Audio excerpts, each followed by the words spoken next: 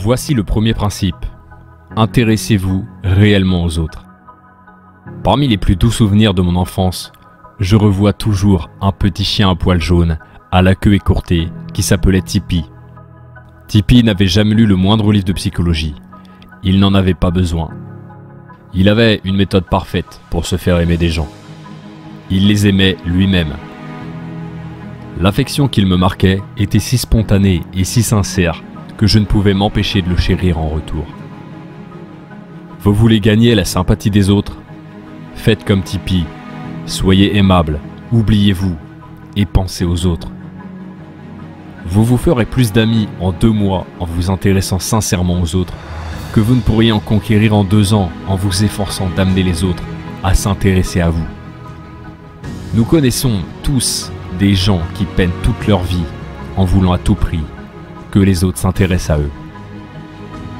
Les gens ne songent pas à vous, ils ne songent pas à moi, ils songent à eux-mêmes. Ils y pensent le matin, le midi et le soir. Une enquête a été faite pour savoir quel mot est le plus fréquemment employé au cours des conversations. C'est le pronom personnel « je ». Quand vous examinez la photo d'un groupe dont vous faites partie, quelle est la personne que vous regardez en premier? Vous, bien sûr. Si nous nous efforçons seulement d'impressionner nos semblables, d'attirer leur attention sur nous-mêmes, nous n'aurons jamais beaucoup d'amis sincères. Les amis, les vrais amis, ne se gagnent pas ainsi. L'individu qui ne s'intéresse pas à ses semblables est celui qui rencontre le plus de difficultés dans l'existence et nuit le plus aux autres. Voici des années que je note soigneusement sur un carnet les anniversaires de mes amis. Accueillez les gens chaleureusement et avec le sourire. Au téléphone, répondez sur un ton qui montre que vous avez du plaisir à entendre la voix qui vous appelle.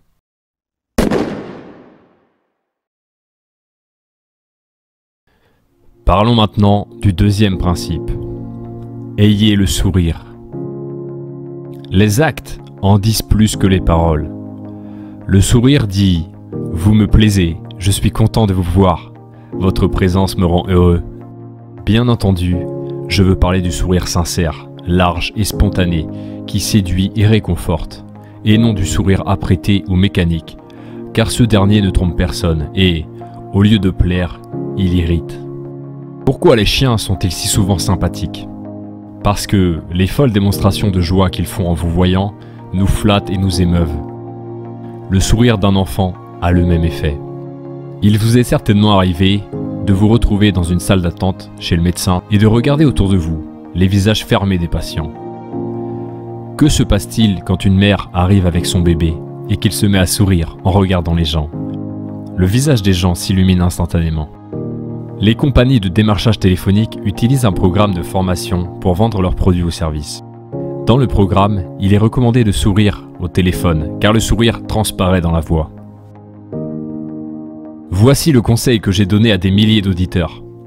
Pendant 1 semaine, à chaque heure du jour, souriez à quelqu'un, dans votre entourage, dans vos affaires ou sur votre route.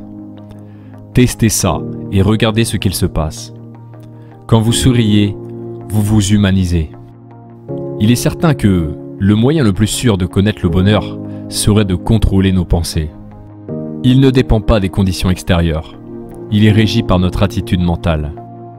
Notre satisfaction ne vient pas de ce que nous possédons, de ce que nous faisons, ni du lieu où nous nous trouvons. Elle vient de ce que nous pensons. Prenons 2 personnes, vivant dans le même endroit, exerçant la même profession, possédant la même fortune et occupant le même rang social. L'une est heureuse, l'autre est misérable. Pourquoi? Parce qu'elles ont des mentalités différentes. J'ai vu autant de visages radieux parmi les pauvres paysans que dans les bureaux luxueux. Rien n'est mauvais, rien n'est bon, disait Shakespeare. C'est notre pensée qui crée le bonheur ou le malheur. Voici maintenant quelques conseils. Mais rappelez-vous bien ceci. Pour en éprouver les bienfaits, il ne suffit pas de les parcourir, il faut les suivre et les appliquer. En sortant de chez vous, rentrez le menton. Levez la tête, aspirez les rayons du soleil. Offrez à tous votre sourire et mettez votre cœur dans chaque poignée de main. Ne perdez pas 1 minute à songer à vos ennemis. Efforcez-vous de déterminer clairement dans votre pensée le but que vous voulez atteindre, puis, sans vous laisser détourner, marchez droit vers cet idéal. Une fois que vous aurez fixé solidement en votre esprit les grandes et les belles choses que vous pouvez accomplir, vous verrez que vous saisirez inconsciemment, au fil des jours, toutes les occasions favorables à la réalisation de ce projet. Il vous suffit de créer en vous-même l'image de l'être que vous voulez devenir pour que, graduellement, s'opère en vous une transformation. Les bonnes pensées sont constructives. Le désir fait venir toutes les choses. Donc, retenez ça. Votre sourire est le messager de votre bonne volonté. Il réchauffe le cœur de qui le reçoit. Pour celui qui, toute la journée, n'a côtoyé que des gens au visage fermé et triste, un sourire est un rayon de soleil. Un sourire ne coûte rien, mais il crée beaucoup. Il enrichit celui qui le reçoit sans appauvrir celui qui le donne. Il ne dure qu'un instant, mais son souvenir peut durer toute une vie.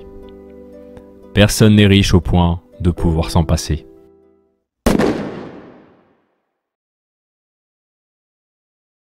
Le troisième principe est de se rappeler du prénom des gens. Rappelez-vous du prénom des gens. Les hommes sont si fiers de leur nom qu'ils s'efforcent de le perpétuer à tout prix. Les bibliothèques et les musées doivent leurs plus riches collections à des gens qui ne pouvaient supporter la pensée que leur nom pourrait un jour disparaître à jamais.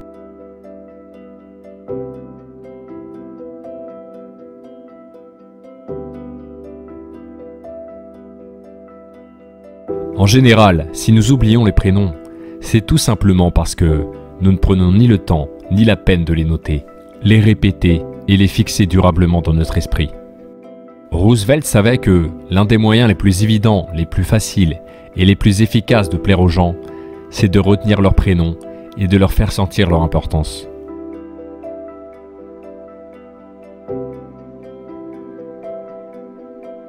Nous devrions nous rendre compte du formidable pouvoir d'un prénom. Le nom est l'identité de la personne. C'est ce qui la distingue des autres, lui donne son caractère unique.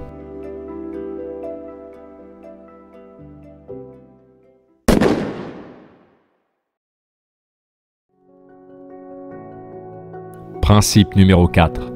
Encouragez les personnes à parler d'eux-mêmes. Pour conquérir la sympathie d'une personne et pour la mettre de bonne humeur et finalement la rallier à votre cause, il faut, avant tout, lui accorder votre attention exclusive lorsqu'elle s'exprime. Rien n'est plus flatteur. L'écoute a autant d'importance dans la vie familiale que dans la vie professionnelle.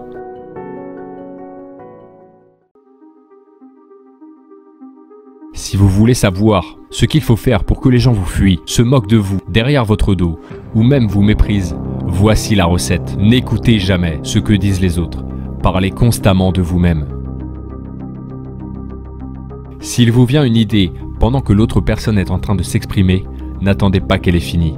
À quoi bon? Ce qu'elle raconte n'est pas aussi intéressant, aussi brillant que ce que vous avez à dire. Pourquoi perdre votre temps à écouter ce bavardage? Allez-y carrément et coupez-la au milieu d'une phrase. Vous connaissez sûrement des gens qui agissent ainsi, des êtres assommants, imbus d'eux-mêmes, ivres de leur propre importance. Donc, si vous tenez à ce que votre conversation soit appréciée, sachez écouter. Pour être intéressant, soyez intéressé. Rappelez-vous que la personne avec qui vous conversez s'intéresse 100 fois plus à ses désirs et à ses problèmes qu'à vous et à vos préoccupations. Pensez à cela la prochaine fois que vous vous engagez dans une conversation. Principe numéro 5. Parlez à votre interlocuteur de ce qui l'intéresse. Les invités de Theodore Roosevelt étaient surpris de l'étendue et de la diversité de ses connaissances. Roosevelt savait parler aussi bien aux cow-boys, aux rustres, aux politiciens qu'aux diplomates. Quand il attendait un visiteur, il restait longtemps éveillé le soir précédent pour étudier le sujet auquel son hôte s'intéressait particulièrement. Roosevelt savait, comme tous ceux qui se sont rendus populaires, que, pour trouver le chemin du cœur d'une personne, il faut l'entretenir de ce qu'il chérit le plus. Parler aux autres de ce qui les intéresse avantage votre interlocuteur autant que vous-même.